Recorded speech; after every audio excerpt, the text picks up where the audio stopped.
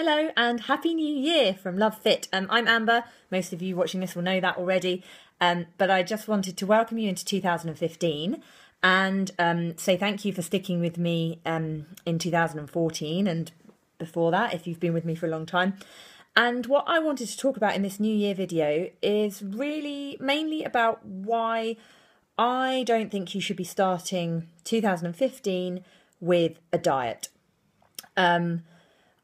Yeah, bit of a controversial topic. I've kind of struggled for a long time with this whole New Year, New You concept. And I've been at two ends of the spectrum. I've gone round full circle and back again the other way. And I guess nowadays, with kind of 7 years experience behind me, I probably am somewhere in the middle after thinking about it. So yeah, the New Year, New You thing. I used to, even as recently as 2 or 3 years back, I used to very much subscribe to this New Year, New You. And why wouldn't you? Quite honestly, if you're in my line of work, regardless of what anyone says, there are a lot of people out there who come January the 1st all they're thinking about is getting fit, dieting, New Year's resolutions. And yeah, they're looking exactly for the kind of service that I offer. So why wouldn't I get out there and offer New Year, New You? And in the past, I very much have pushed this. I've sent out press releases to the paper, advertising programs that I've run. I have also run kind of online detox groups starting in January to really give everybody that New Year push.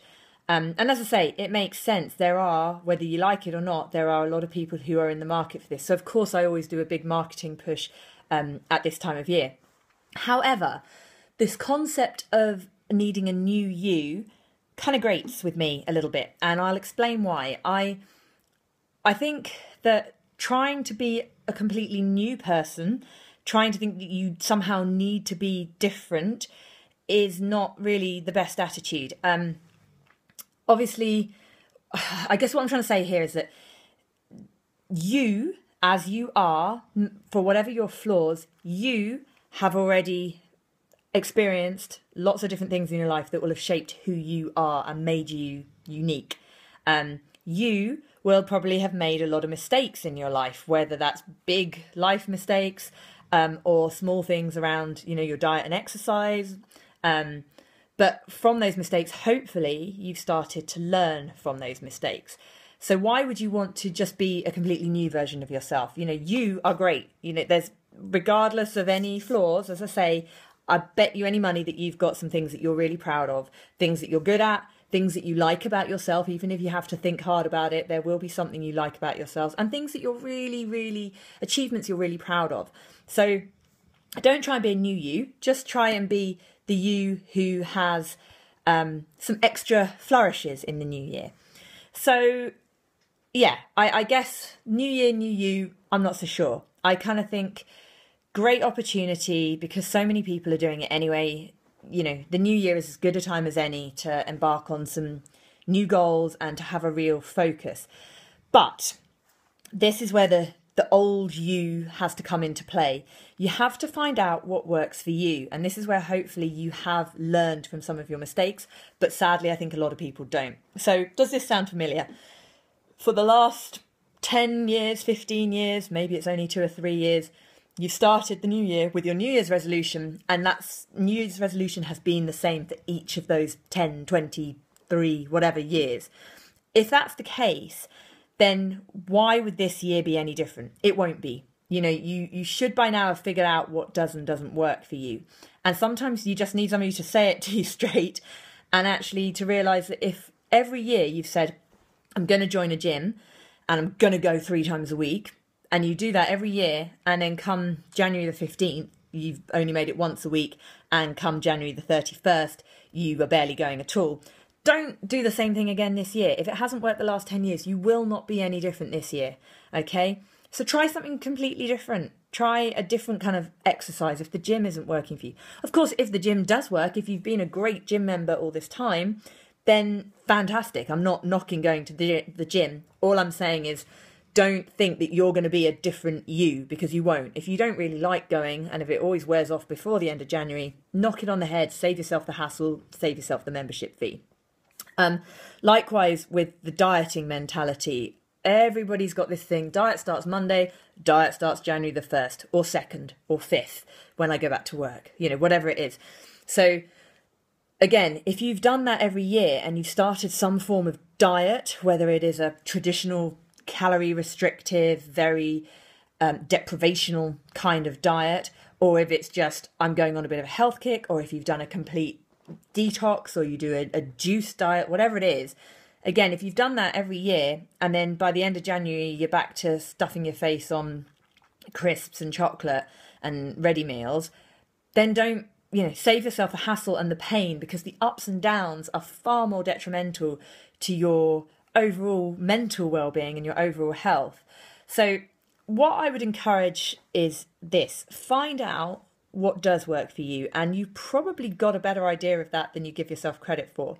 So some people, the kind of idea of a really strict, call it what you like, detox diet, whatever, it can work. I've got my own opinions about how you should approach that. I really am not in favour of counting calories, certainly not in extreme calorie reduction. In fact, massive calorie deficit will only very temporarily cause weight loss. It's usually all water and then muscle. It's not fat that goes anyway. And for every diet, there is an equal and opposite binge. That's a quote from somewhere, I can't remember, but it's true. Generally, if you really deprive yourself, if you really are restricting yourself, at some point, something will give and you will tend to just completely flip the other way. And actually, all the complex psychological effects of dieting mean that you're much more likely to end up overeating as a net effect than undereating, which was the whole thing you tried to do in the first place. So I definitely don't approve of that kind of diet. I think focusing on eating healthily and nourishing your body is far more important. So, looking at, as most of you will know from my kind of advice, certainly if you've worked with me, you'll know that I generally try to get people to avoid as much gluten as possible, certainly staying away from all your very processed, refined carbohydrates and refined sugars. Certain dairy products as well, if you're having just loads and loads of skimmed milk and cheap sort of homogenized dairy, is not the best idea. Lots of alcohol and over-dependence on caffeine, all of these things. Now, some people very much view taking those things out of a diet as a detox. And certainly if you do have a reliance on sugar, alcohol, caffeine, starchy carbs, then yeah, it would be a detoxing effect on your body. And as much as I think that way of eating and that lifestyle is very good and healthy, it's only good and healthy if you are looking at doing that long term. Otherwise, if you're just saying, I'm going to do this for January, I'm not going to touch a drop of booze, I'm not going to eat any chocolate, I'm going to cook everything from scratch, I'm going to eat lots of lovely, fresh, healthy food. But if you're only viewing it with the intention of doing it till January 31st, for argument's sake, and then the idea is that February 1st you go on a massive bender, get completely pissed up, binge on Papa John's pizza and a massive bar of dairy milk, whatever it is, then it's no better than any other kind of diet, even the kind of diets that I detest, which I won't name, but it's no better if you're only treating it as a temporary measure. The whole point is that you should be looking for longer term solutions. So the reason a lot of people don't stick to any kind of New Year's resolution is because they're trying to ask too much of themselves. And that applies with a lot of these, restrictive detoxes. As I say, for some people, they work brilliantly. And I'm one of those people, actually. I can say, right, I'm going to take a period of time and really go 100%, stick at it. And that can just help reset. If I've kind of wavered a little bit, a few things have crept back in, or I'm feeling a bit below par, I can do that. And it just fine-tunes and re-establishes those good habits and re-establishes the kind of neural pathways that mean I'm not craving sugar anymore, or I'm not looking for a drink 3 nights of the week and I'm happy to just drink socially. Whereas for other people, all they can focus on is, right, 2 more weeks to go, 1 more week to go, 3 more days to go, until I get, insert whatever thing it is they're missing. And if you're one of those people, you're better off not starting the year saying, right, I'm going to be really good, whatever good means. Instead, some people always say less is more. Sometimes more is more. And what I'm talking about here is, instead of saying, I'm not going to eat this and I won't have any of this and, cutting, instead think about what you might have more of. And the things that you should really look to have more of, very simply, lots of good proteins from your first meal of the day. Too many people have very, very sugary breakfast. You know, think cereal, think toast, things that you might think are quite healthy. Oh, I have all bran. Oh, I have whole grain toast with whatever it is on top of it. That's not actually the best fuel. You know, you do need protein. Your muscles need protein. So certainly if you're looking to include more exercise in the new year, you really need protein.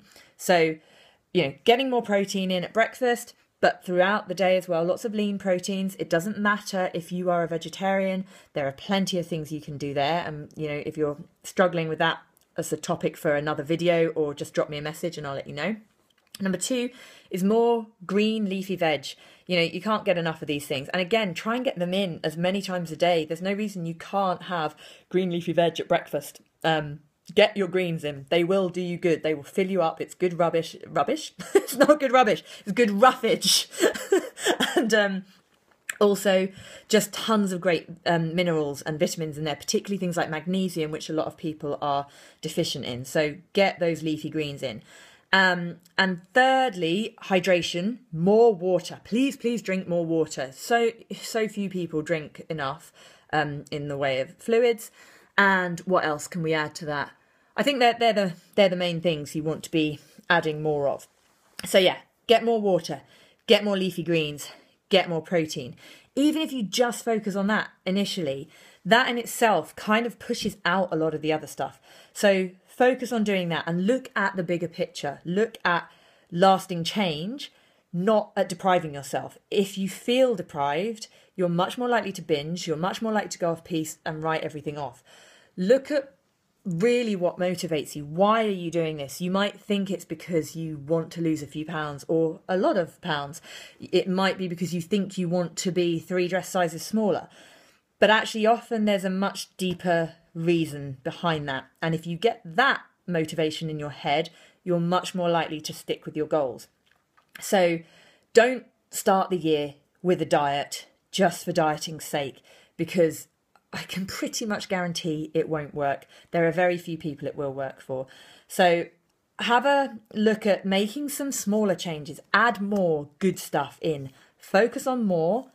Don't worry about cutting everything out. As I say, unless you are somebody who that really works for, and you might be that, you'll know that from past experience. But if you're watching this, nodding your head thinking, yeah, I have started the last 10 years saying I'm going to diet, I'm going to do this, and it's failed, you're probably not somebody who copes well with extreme change, and you're better just making some healthy choices. So get some help. You know, that's what people like me are for. There's plenty of information on the internet too, but sometimes if you need a real person to talk to, then, you know, get in touch with me, or even just the support of your friends and family. But find out what motivates you, find out what it is you really want to achieve, and make some small changes that will last forever. Don't just do something really strict for a short amount of time if you're then just going to flip out the other end of it. Make some changes that you can see yourself doing long term, forevermore. So it might be, right, actually I got into a habit of drinking 5 nights a week, and actually ongoing now I only want to drink 2 nights a week. You can do that forever, because you'll probably find that, you know, you're not drinking. You're still going to have 2 nights a week where you might have a couple of glasses of wine, and that is a better change than where you were at before. Same, you might have a rule that says I'm only going to have pudding when I'm out for a meal, or round at somebody's house and they serve me pudding, but I'm not going to make desserts at home anymore. But that's not saying I'm not touching sugar ever again. And that might be a better way for you. So try different things. So make your new year, new you. The new you should just be a more practical, a better version of you that's learned from the past, rather than just kicking out the same old resolutions time and time again. Okay, so I know this has ended up being quite a long video, but I figured it might be easier than just writing it all down in a massive long blog post. And yeah, sorry for my ramblings, but I just wanted to start the new year to say Happy New Year. You know, give me a shout if I can help with anything, and don't put too much pressure on yourself. Go out, do some good things, and make yourself and me proud. Okay, thanks a lot for listening, and I will see a lot more of you in 2015.